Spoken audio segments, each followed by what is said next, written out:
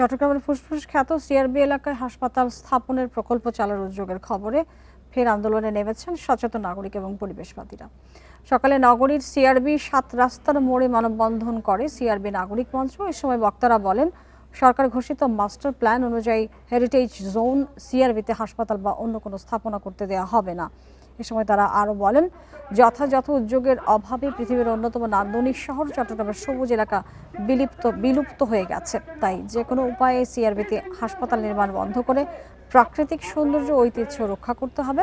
মানববন্ধনে চট্টগ্রামের বিভিন্ন শ্রেণী পেশার মানুষ সংহতি জানিয়ে অংশ নেন। এইরকম একটা লোক সমাগম এইরকম উন্মুক্ত স্থানে আমরা না করেছি, এন্ড অলসো এটার অনেক বড় একটা হেরিটেজ ভ্যালু আছে।